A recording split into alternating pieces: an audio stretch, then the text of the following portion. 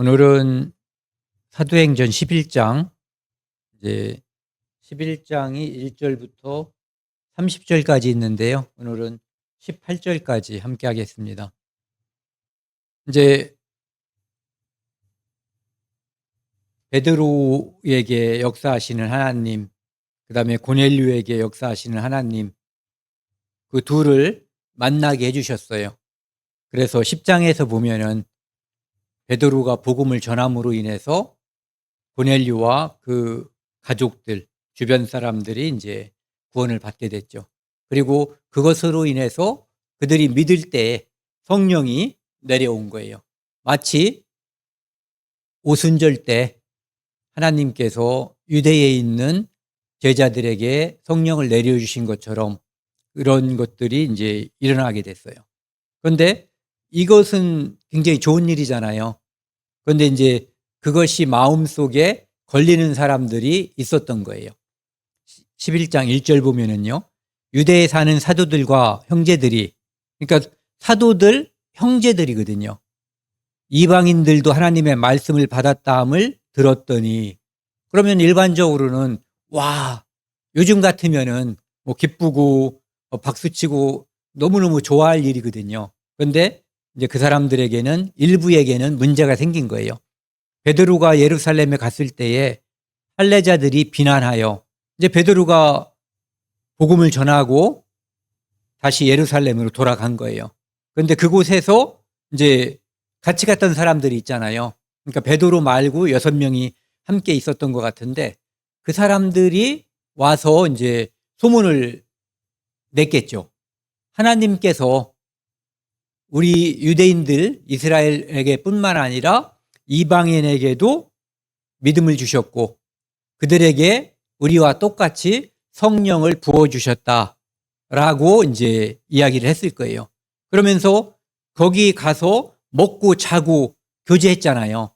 그 이야기를 다 했겠죠. 그랬더니 이제 이 사람들이 생긴 거예요. 이르되 내가 무할례자의 집에 들어가 함께 먹었다 하니, 무할례자는 당연히 고넬료 이방인의 집인 거예요. 거기 가서 함께 먹었다, 식사했다, 이 식사하면서 교제한, 그러니까 이방인과 함께 교제해서, 이방인은 이제 그들이 볼 때는 죄인이잖아요. 자기들은 하나님의 성민 또는 선민, 그리고 그들은 율법을 주셨고 하나님께서, 그래서 율법을 지키는 사람, 그들은 율법이 없는 개돼지처럼 취급하고 있는 유대인들의 입장에서 볼 때, 그런데 그들의 집에 들어가서 오염됐다, 그러니까 율법을 어겼다, 전통을 어겼다라고 이제 비난을 하는 거죠. 여기 그림을 보시면은요, 요바에 베드로가 있었고 가이사랴에 고넬료가 있었죠. 이제 하나님께서 역사해 주셔서 고넬료가 하인들을 보내서 요바에 있는 베드로를 초청한 거죠. 그래서 여기 가가지고 가이사랴에서 고넬료와 그의 식솔들을 이제 전도한 거예요. 그리고 나서 다시 돌아와서 예루살렘에서 좀 전에 있었던 그런 일들이 이제 벌어진 거예요.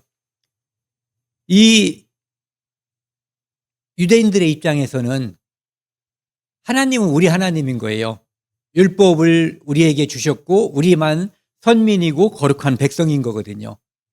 그러니까 그들은 하나님도 없고 개돼지처럼 여기는데 그들과 우리가 함께 할 수 없다라고 하는 그런 생각을 가지고 있는 거예요.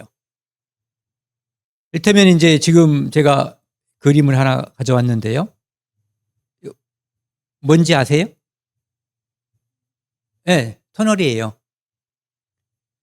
하나님께서 아브라함을 먼저 선택하시고 이스라엘을 구원하고, 그리고 그들을 거룩한 백성 또 선민, 선택된 백성으로 삼아주신 것은 이 세상 모든 사람들을 구원하기 위해서, 그 구원의 통로로 이스라엘 민족을 이용하는 거거든요.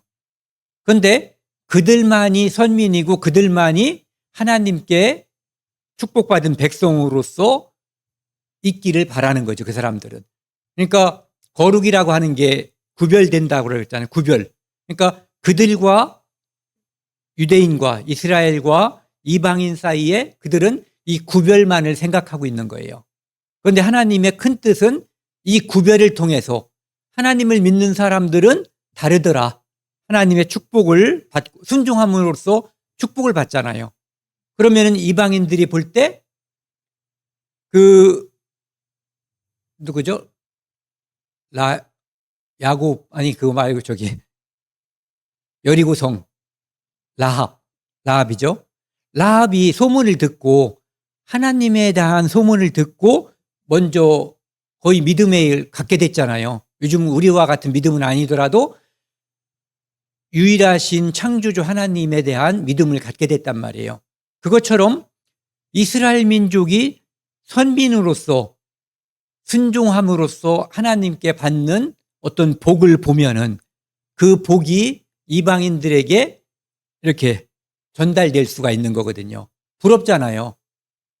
그런데 그들은 하나님의 축복의 통로로서가 아니라 하나님의 저주의 표본으로 많은 역사 속에서 사람들에게 보여준 거예요. 물론 그것을 통해서도 하나님이 어떤 분이신가를 드러낼 수는 있는 거죠. 그런데 어쨌든 그들은 이렇게 축복의 통로로서 자기들이 쓰여야지 되는 건데 축복의 종착역으로 착각을 하고 있는 거예요.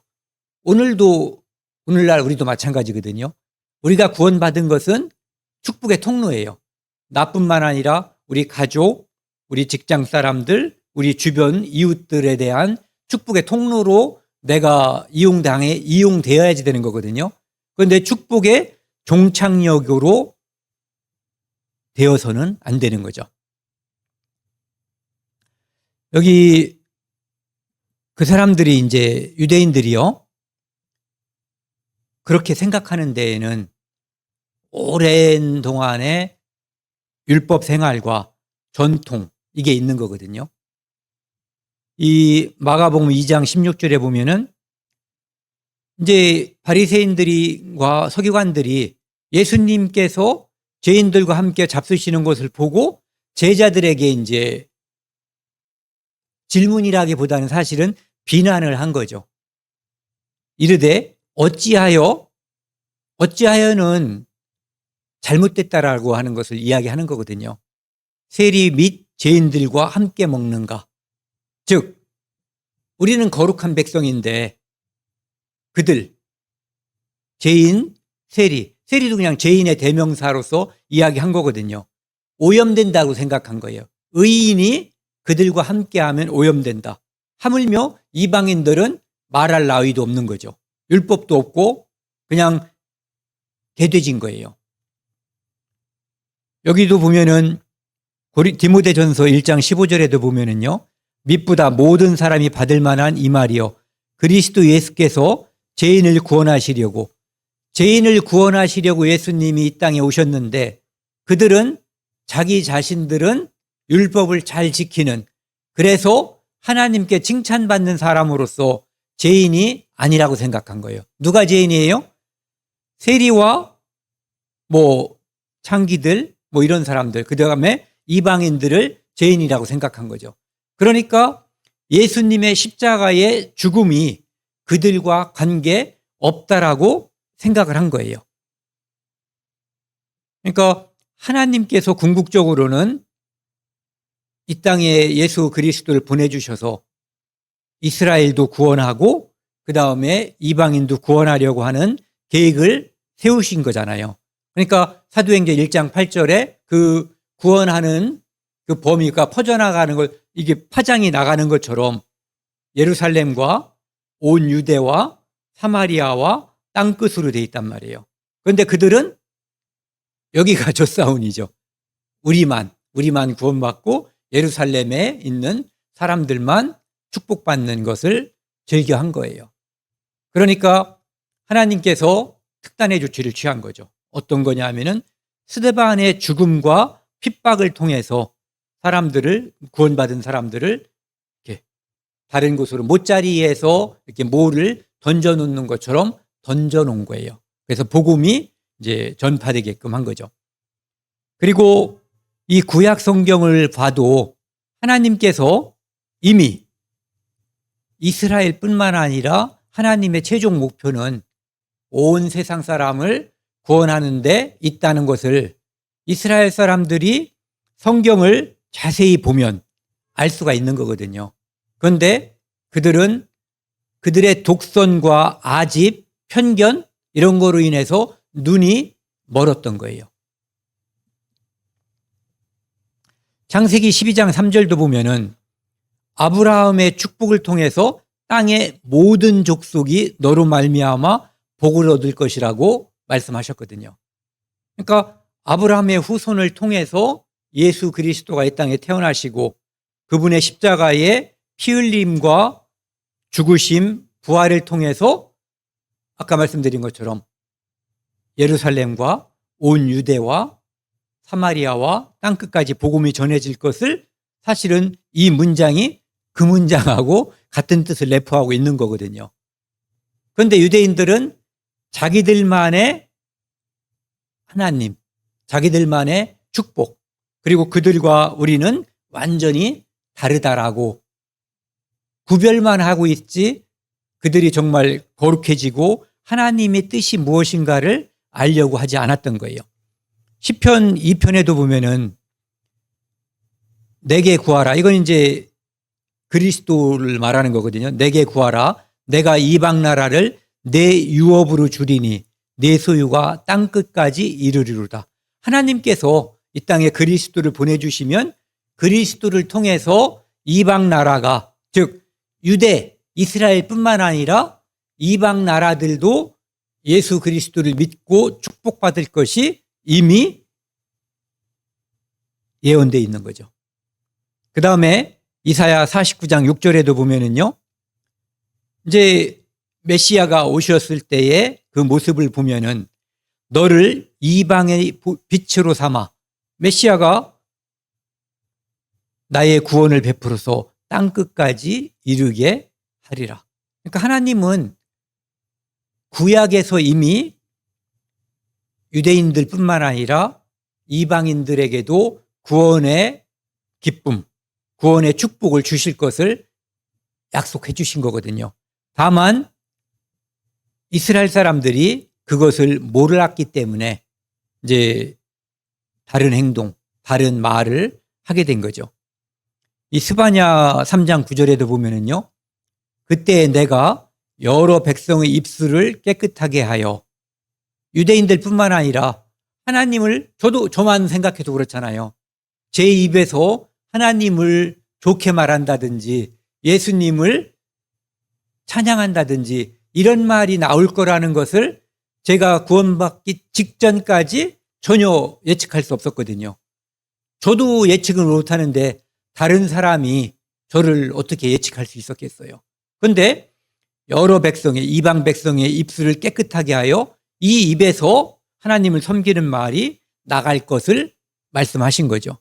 그 다음에 구약 성경의 마지막 책인 말라기에도 보면은요, 이방 민족 중에서 내 이름이 크게 될 것이라. 내 이름이 이방 민족 중에서 크게 될 것임이니라라고 이야기하고 있어요. 그러니까 유대인들이 이방인에게 복음이 전해졌다.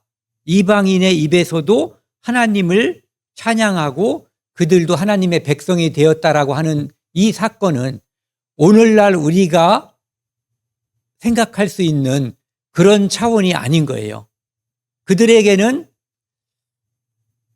뭐 어떤 정도의 비유가 되려나요? 왕정을 끝내고 민주주의가 된 그 정도의 큰 변화라고 할 수 있을지도 모르겠어요. 어쨌든 그들은 용서할 수 없는 일이 된 거죠. 그런 일이 자기들 앞에 벌어진 거예요. 그런데 그것을 쉽게 받아들일 수가 없는 거예요. 그러니까 율법을 받아들이는 율법주의자들이 은혜를 받아들이는 예수 그리스도를 믿음으로써 이 유대인과 이방인이라고 하는 이 담이 허물어지고 교회라고 하는 하나가 된다는 거. 그나마 이제 지금 이 사람들이 인정할 수 있는 것은 유대인 안에서 그것이 된다는 거, 율법이 허물어지고 예수 그리스도를 통해서 하나님의 자녀가 함께 된다는 것은 인정할 수가 있었는데, 자기들이 개돼지처럼 여기는 이방인들에게까지 그 축복과 은혜가 이어져서 그들과 우리가 이방인과 유대인이 하나가 된다는 것, 구분이 없어진다는 것을 쉽게 받아들이지 못하는 거죠. 4절입니다. 베드로가 그들에게 이 일을 차례로 설명하여, 제가 이제 여기를 노랗게 친 것은 우리가 살다 보면은 오해가 있을 때가 많아요. 오해가 생기면은 궁금하면 물어봐야 되는데 묻지 않고 혼자 생각할 수가 있어요. 네. 그리고 어떤 경우는 또 물은 것이 화근이 돼서 뭐가 좀 잘못되는 경우도 있어요. 그런데 그냥 궁금하면 그냥 편견 없이 묻고, 누가 질문하면은 그거에 대해서 편견 없이 알맞은 합당한 대답을 이렇게 친절하게 해주면은 참 좋을 것 같아요. 그래서 베드로도 차례로 설명했다고 돼 있어요. 그래서 보면은 여기서부터는 이제 10장에 나온 것이 중복되는 거예요. 이르되 내가 요파 시에서 기도할 때 황홀한 중에 환상을 보니 큰 보자기 같은 그릇이 내 귀에 매여 하늘로부터 내리어 내 앞에까지 드리워지거늘, 이것을 주목하여 보니 땅에 네 발 가진 것과 들짐승과 기는 것과 공중에 나는 것들이 보이더라. 쉽게 말하면 레위기 11장에 있는 부정한 것들, 먹어서는 안 되는 그것들이 그 그릇에 그득하더라 이거예요. 그러니까 율법에 정통한 이스라엘 민족 베드로로서는 그것을 먹지 않는 것이 그에게는 당연한 거예요. 그것이 하나님을 섬기는 방식인 거거든요. 그런데 그들은 지금 부정한 것, 이것이 무엇인지 아직까지는 지금 설명하고 있는 상황에서는 알지만, 처음 그 보따리가 내려와서, 그릇이 내려와서 그 안에 부정한 것들이 잔뜩 들어있을 때는 그것이 의미가 무엇인지를 베드로가 그때까지는 파악을 못한 거죠. 나중에 이방인 고넬료를 만났고 고넬료가 또 간증을 하잖아요. 성령께서 이렇게 해서 우리를 만나게 해주셨다. 그러니까 나에게 역사했던 하나님, 고넬료에게 역사했던 하나님, 그래서 하나님은 율법주의자인 나에게, 아니 유대인은 나에게 이방인에게 복음을 전하라고, 이방인에게도 깨끗하게 되는 그 제사함과 관련된 그것을 전하라고 했다는 것을 알게 됨으로써 그 하늘에서 내려온 자기가 생각할 때 부정한 것들이 이것이 이방인이구나 하는 것을 비로소 그때서야 알게 되는 거죠. 또 들으니 소리 있어 내게 이르되 베드로야 일어나 잡아먹으라 하거늘, 이렇게 말씀하셨죠. 내가 이르되 주님 그럴 수 없나이다. 베드로는 아주 뭐라 그럴까, 고지고대로인 사람이에요. 하나님의 음성임을 알고 지금 그럴 수 없나이다. 속되거나 깨끗하지 아니한 것은 결코 내 입에 들어간 일이 없나이다 하니, 또 하늘로부터 두 번째 소리가 있어 내게 이르되 하나님이 깨끗하게 하신 것을 내가 속되다고 하지 말라. 실제로는 하나님께서 예수 그리스도를 통해서 십자가의 피로써 이제 유대인이나 이방인이나 구분하지 않고 다 제사함을 통해서 깨끗하게 해놓으신 거잖아요. 베드로가 깨끗하게 된 것도 율법을 지켜서가 아니라 예수 그리스도의 피를 통해서고, 지금 하나님께서는 내가 예수를 통해서 이방인도 너와 똑같은 방법으로 깨끗하게 해놨다라고 하는 것을 이제 말씀하시는 거죠. 그러니까 깨끗하게 되는 것은 율법을 통해서가 아니라 깨끗하게 하신 분 예수 그리스도가 하신 일을 전해받음으로써 그 소식을 듣고 내게 예수님께서 이 일을 해주셨구나. 그것을 믿게 될 때 비로소 깨끗하게 되는 거죠. 깨끗하게 해주신 것은 먼저 일어난 일이고 그 소식을 들음으로써 효력이 발생하는 거예요. 이런 일이 3번 있은 후에 다시 하늘로 끌려 올라가더라. 하늘로 끌려 올라가더라고 하는 것은 하나님께서 이미 구원 계획을 다 세우신 거잖아요. 그래서 하나님께서는 이미 다 완성하셨는데 사람을 통해서만이 이제 그 일이 전달되고 하나님이 할 수 있는 일은 다 해놓으신 거예요. 우리가 전도하는 일도 하나님이 하신 일을 전하는 거거든요. 그분은 구원을 이미 완성하셨죠. 그래서 그분이 하신 일은 이제 완성됐고 복음에 의해서 깨끗하게 되었음을 이제 우리는 전달하기만 하면 되는 거죠. 이 장면은요, 아까 말씀드린 것처럼 구원의 역사가 예루살렘, 유대 땅, 그 다음에 사마리아 땅끝까지 전해지는 그 과정을 보면은 1단계는 예루살렘이죠. 12사도들에 의해서 유대인들의 복음 공동체, 교회가 탄생하게 됐어요. 그런데 그들끼리만 복음이 전해지고 있었죠. 그런데 어떤 일이 생겼냐면은 사도행전 6장에 보면은 7명의 집사를 소개하고 있어요. 그 중에 7명의 이름을 우리가 다 기억을 다들 못하실 거예요. 그런데 2명을 우리가 기억한다고요. 누구냐면은 스데반과 빌립. 그 두 사람이 기록되어 있는데 왜 특별히 거기에서 우리가 기록되어 있는데 기억에 남냐면은 그 후에 그분들의 행적만을 꼭 집어서 성경에 기록했기 때문에 그래요. 스데반은 순교했고 순교함으로 인해서 예루살렘에 있는 성도들이 헬라파 유대인들이 주로 그런 거에 해당이 될 수도 있죠. 많이 흩어지게 된 거예요. 이방 땅으로. 그리고 빌립이 이제 나와 있었는데 빌립이 사마리아에 전도를 하게 되죠. 그래서 2단계에 보면은 사마리아 지역에 빌립에 의해서 전도가 되는 게 나와요. 그 다음에 4장 끝부분에 보면은 바나바라고 하는 사람을 소개하고 있어요. 자기 밭을 팔아서 교회에 내놨다라고 하거든요. 뜬금없이 바나바가 나오는데 바나바가 거기에 등장하는 이유는 나중에 보면은 사울이라고 하는 사람이 구원을 받고 예루살렘 교회에 가서 그 사도들과 교제하고 싶은데 이 사람들이 안 믿어주는 거야. 이 사람들이 언더커버로 생각하는 거죠. 또 우리를 잡으려고 이제 잠입해 들어오나?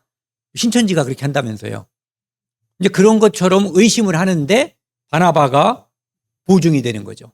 그래서 미리 기록된 바나바에 의해서 사울이 이제 교제를 할 수 있게 되는 거죠.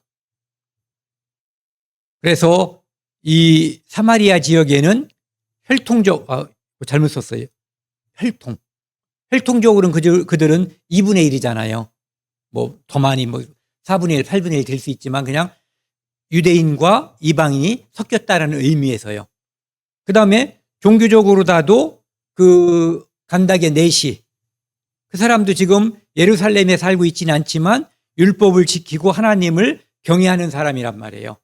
그러니까 사마리아라고 하는 이 지역에는, 여기는 지역이지만, 그리고 사마리아 지역에서 빌립이 전도를 했지만 결과적으로 내용상으로 보면은 간닥에 국고 맡았던 내시도 역시 사마리아 지역 사람과 내용상으로는 일맥상통하는 의미가 있는 거죠.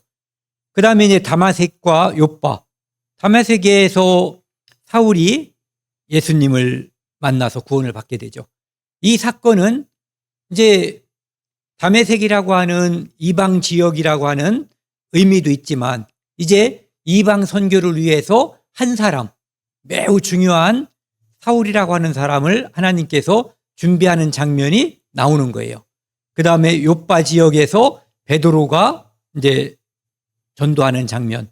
그리고 이 요빠에서 전도하는 이 베드로를 가이사랴에 있는 고넬료에게 하나님께서 보냄으로써 이제 그곳에 고넬료와 그 가족들, 그 측근들이 구원을 받음으로써 이방인 선교의 공식적인 개막이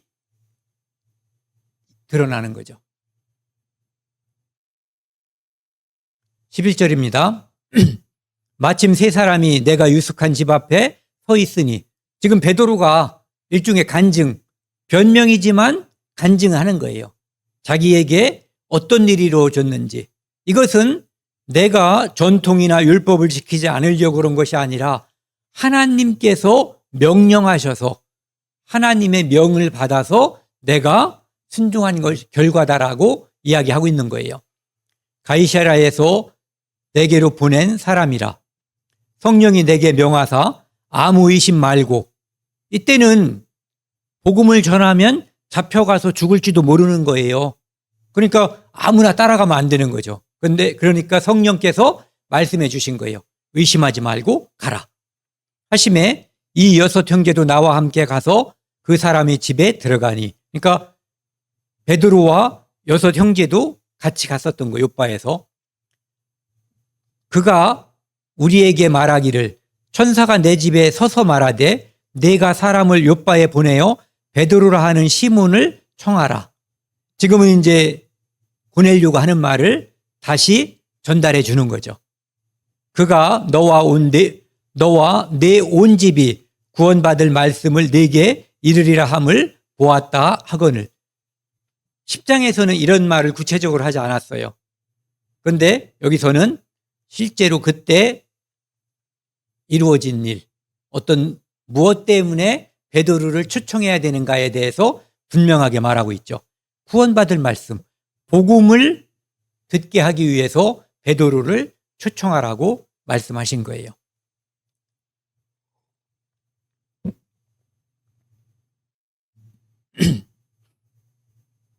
15절입니다. 내가 이 말을 할 때에 성령이 그들에게 임하시기를 처음 우리에게 하신 것과 같이 하는지라. 오순절에 성령이 어떻게 임했는지 우리 지금 상상밖에 할 수가 없잖아요. 하나씩 이렇게 왔다고 하는데 그 색깔이나 그 모양이 불의 혀와 같이 갈라졌다고는 돼 있지만 구체적으로는 몰라요. 그런데 이 사람들은 베드로는 봤잖아요. 그래서 그때 봤던 성령의 임하는 모습과 고넬료 집에 임하는 모습이 같았다라고 지금 증언하는 거예요. 내가 주의 말씀에 요한은 물로 세례를 베풀었으나 너희는 성령으로 세례를 받으리라 하신 것이 생각났노라. 그래서 요한은 물로 세례를 베풀었죠. 죄 사함을 받는 게 아니라 회개하는 세례를 베푼 거예요.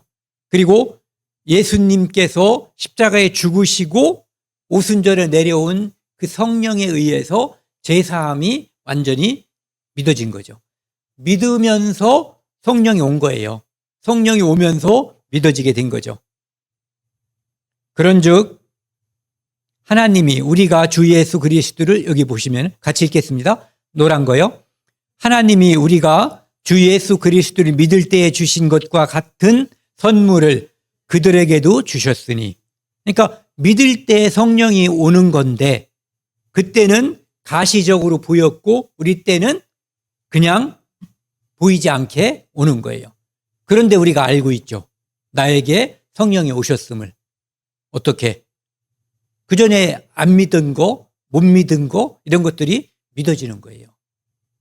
그분이 이 안에서 작동하시는 거예요. 역사하시는 거죠. 내가 누구에게 하나님을 능히 맡겠느냐. 그 가멜리엘도 그 예수 믿는 사람들을 이렇게 구박하는 사람들에게 너희들이 그러면은 하나님을 대적하는 자가 된다고 이야기하는 것처럼 이렇게 하나님께서 역사했는데 베드로 내가 그것을 어떻게 순종하지 않겠느냐. 이 일은 내가 율법을 어기고 전통을 어겨서 생긴 일이 아니라 우리에게 구원을 주신 하나님께서 이방인에게도 똑같이 역사하셔서 일어난 일이다. 나는 하나님께 순종한 것뿐이다라고, 이 일은 성령께서 하신 일이다. 나는 거기에 순종했을 뿐이다라고 고백하는 거죠. 간증하는 거예요.